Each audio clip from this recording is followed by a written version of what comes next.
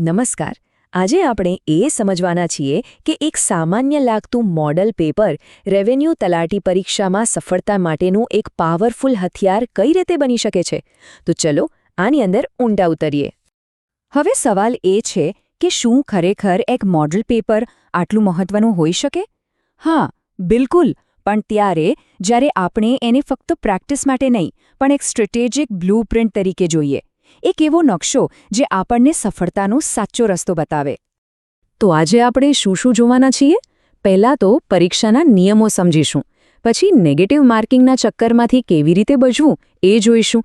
ગુજરાતી સાહિત્ય જેવા મુખ્ય વિષય પર ફોકસ કરીશું. અને હા, ટાઈમ બચાવવા માટેના જબરદસ્ત શોર્ટકટ્સ પણ શીખીશું. ટૂંકમાં આ એક કમ્પ્લીટ કોચિંગ સેશન જેવું જ છે. કોઈ પણ ગેમ જીતવી હોય તો પહેલાં એના નિયમો જાણવા પડે, ખરું ને? પરીક્ષા પણ એક ગેમ જેવી જ છે. તો ચાલો પહેલા વિભાગથી શરૂઆત કરીએ અને આ રમતના નિયમો બરાબર સમજી લઈએ. આપણે બધા મોટાભાગે શું ભૂલ કરીએ છીએ? પેપર હાથમાં આવતા જ સીધા પ્રશ્નો પર તૂટી પડીએ છીએ અને પેલી સામાન્ય સૂચનાઓ વાંચવાનું જ ભૂલી જઈએ છીએ.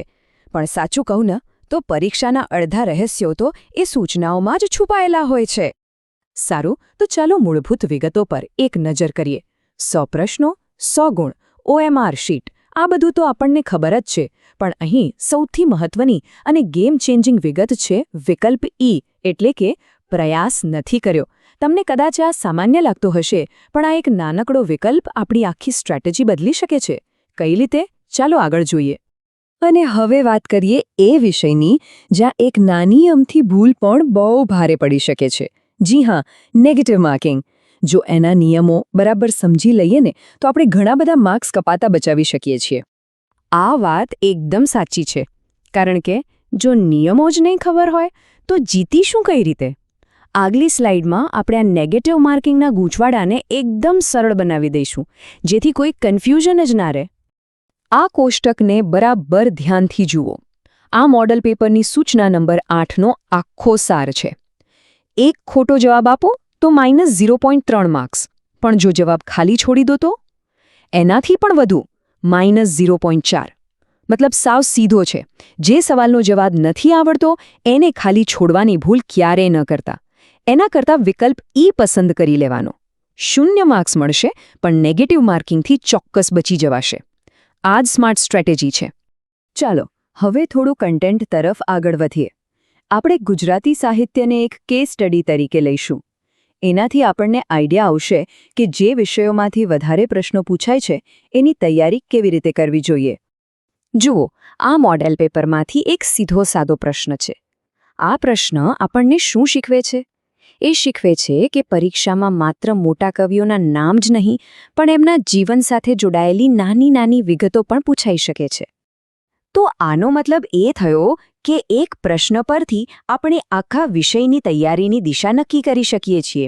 જેમ કે નરસિંહ મહેતાના જન્મસ્થળનો પ્રશ્ન જોયો તો તરત જ બીજા મહત્વના લેખકો અને તેમની કૃતિઓ વિશે પણ વાંચી લેવાનું. આને જ કહેવાય સ્માર્ટ સ્ટડી. ઓકે, અત્યાર સુધી આપણે એ જોયું કે શું વાંચવું. પણ હવે આપણે એના પર ધ્યાન આપીશું કે કેવી રીતે ઝડપથી જવાબ લાવવો. કારણ કે પરીક્ષામાં નોલેજની સાથે સાથે સ્પીડ પણ એટલે જ જરૂરી છે. હવે આ પ્રશ્ન જુઓ. આ મોડેલ પેપરનો 76મો પ્રશ્ન છે. પહેલી નજરે તો એવું જ લાગે કે આ તો બહુ લાંબો દાખલો છે અને ઘણો સમય લઈ લેશે, ખરું ને? પણ એવું બિલકુલ નથી. અને બૂમ! આ છે શોર્ટકટની તાકાત. જોયું કેટલું સરળ છે? 2 જ સ્ટેપમાં જવાબ આવી ગયો. અને હા, જો અહીં માઇનસની જગ્યાએ પ્લસનું નિશાન હોત તો જવાબ મોટો અવયવ એટલે કે 12 હોત. બસ આ એક નાનકડી ટ્રીક સેકન્ડોમાં જવાબ લાવી શકે છે. આ સરખામણી બધું જ કહી દે છે. જ્યાં લાંબી રીતમાં એકાદ મિનિટ બગડી શકે ત્યાં શોર્ટકટથી આ જ સવાલ 5 સેકન્ડમાં સોલ્વ થઈ જાય. પરીક્ષામાં એક સેકન્ડની કિંમત હોય છે અને આ જ એ સેકન્ડ્સ છે જે આપણને બીજાઓથી આગળ લઈ જાય છે. સારું, તો અત્યાર સુધી આપણે જે પણ અલગ અલગ મુદ્દાઓ શીખ્યા, ચાલો હવે બધાને ભેગા કરીને એક મજબૂત અને પરફેક્ટ વિનિંગ સ્ટ્રેટેજી બનાવીએ. બસ આ 5 મુદ્દા જ તૈયારીનો મુખ્ય આધાર છે. આ ખાલી સલાહ નથી પણ એક આખો એક્શન પ્લાન છે. જો આને બરાબર ફોલો કરવામાં આવે તો સફળતાની શક્યતાઓ અનેક ગણી વધી જાય છે. એક વાત હંમેશા યાદ રાખજો, મોડેલ પેપર્સ એ આપણું ટ્રેનિંગ ગ્રાઉન્ડ છે. જેટલો પરસેવો અહીં પાડીશું, પરીક્ષા હોલમાં એટલું જ ઓછું ટેન્શન થશે. આનાથી માત્ર નોલેજ જ નહીં, પણ પ્રેશરમાં શાંત રહીને શ્રેષ્ઠ પ્રદર્શન કરવાની ક્ષમતા પણ વધે છે. અને અંતે આ સવાલ પોતાની જાતને પૂછવાનું છે, શું આ સખ્ત પ્રેક્ટિસ છે કે પછી આ જીતવા માટેની એક મજબૂત તૈયારી છે? કારણ કે જ્યારે તૈયારી જીતવાની હોય ત્યારે અભિગમ આપોઆપ બદલાઈ જાય છે. પસંદગી આપણી છે.